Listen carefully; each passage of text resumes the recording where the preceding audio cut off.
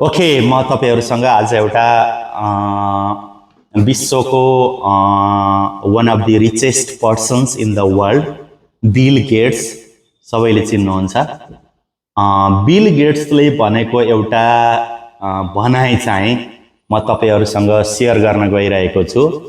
Bill Gates के भन्नुहुन्छ भने, if you are born poor, it is not your mistakes, but if you die poor, it is your mistakes. म यसो नेपालीमा translate गरौँ। If you are born poor, it is not your mistake. तपाई जन्मिँदै गर्दा गरिब भएर जन्मिनु भएको छ भने यो तपाईको मिस्टेक होइन, तपाई हाम्रो मिस्टेक होइन। परिवारमा गरिब परिवारमा जन्मिनु तपाई हाम्रो मिस्टेक होइन। गरिब परिवारमा जन्मिँदै गर्दा मैले चाहिँ भन्छौ नि, that is not our mistake, हाम्रो मिस्टेक होइन। तर गरिब भएर मर्नु चाहिँ तपाई हाम्रो मिस्टेक हो रे। किनकि गरिब परिवारमा जन्मनु भनेको त अब जहाँ पनि जन्मिन सकियो। अब कोही राजाको फ्यामिलीमा जन्मिन्छ, कोही अब बिल गेट्सको फ्यामिलीमा जन्मेला, कोही चाहिँ एकदमै गरिब परिवारको फ्यामिलीमा जन्मेला। त्यसमा त हाम्रो एफर्ट, हाम्रो कन्ट्रिब्युसन, हाम्रो एटेम्प्ट, प्रयास केही पनि रहँदैन नि त। जो व्यक्ति जहाँ पनि जन्मिन सक्यो हैन, त्यसकारणले गरिब परिवारमा जन्मिनु तपाई हाम्रो मिस्टेक होइन। तर मिस्टेक के चाहिँ हो भने, गरिब भएर मर्नु। यदि तपाई हामी गरिब भएर मर्छौं भने त्यो भनेको तपाई हाम्रो के हो त, मिस्टेक हो।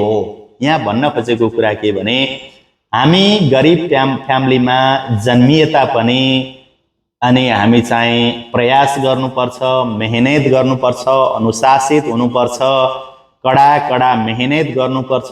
त्यो मेहनत 1-2 दिन गरेर हुँदैन। लामो समयसम्म कन्टिन्युज रूपमा लामो अवधिसम्म until it becomes the part and parcel of our life, हाम्रो लाइफको त्यो एउटा अभिन्न अंग नहुँदासम्म चाहिँ मेहनत गर्नुपर्छ।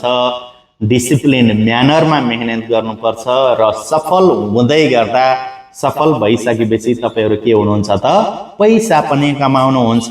पैसा पनि हामी कमाउँछौं।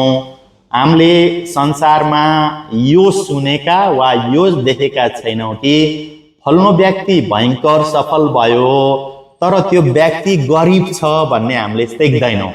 यो सफल हुने र धनी हुने भन्ने कुरा यो सँगसँगै जाने कुरा हो।